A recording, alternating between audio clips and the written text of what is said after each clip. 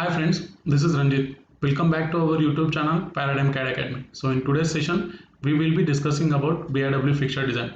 So we have uploaded one video consisting of fixed pin unit of a BIW fixture, and students are asking, sir, kindly make more videos about these BIW fixtures so that we can understand a basic terminologies or basic design consideration involving designing those components. So here it is an introductory lecture about BIW fixture design. So the term BIW stands for body in white. So it is a process in which various car components are connected together or joined together by means of various welding, brazing or riveting operations and so on.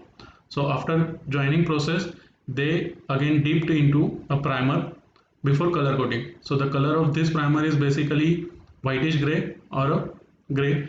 That's why they are called as body in white.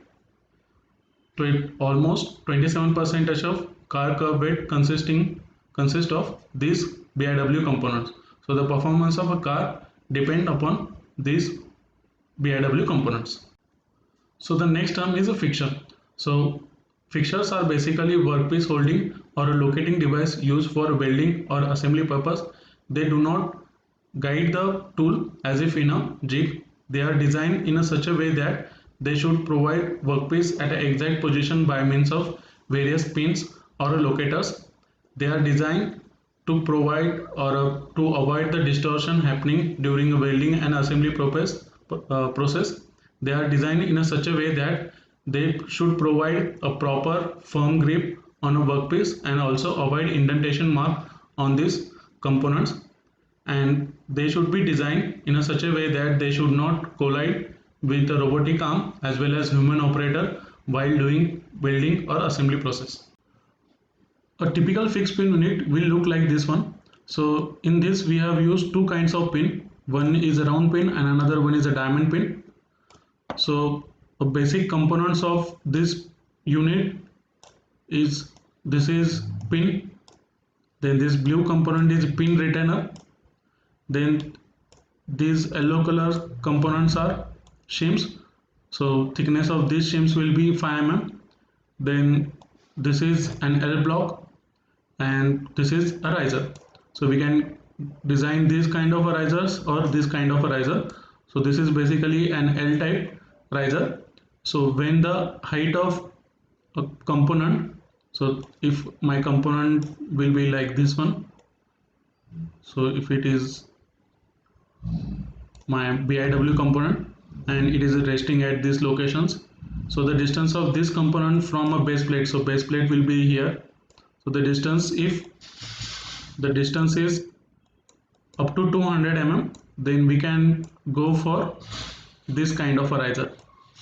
If a distance is more than 200, then we have to design L type riser, because they have provided with a stiffener at this location and they can support weight at a higher height.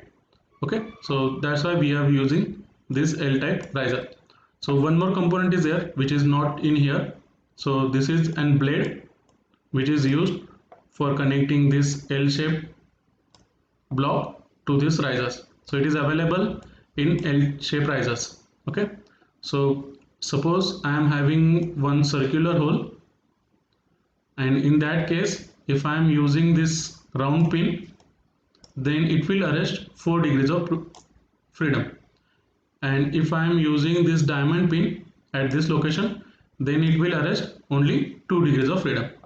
And suppose I am having a slot, so a slot hole will be like this one, and in this case if I use this round pin, then it will arrest only 2 degrees of freedom, and if I use a diamond pin at this location, then it will arrest 4 degrees of freedom. So depending upon the application or depending upon the type of hole, we are using this kind of a pin or this kind of a pin.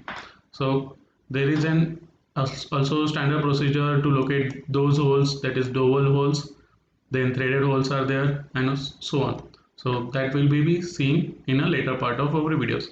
Thank you friends.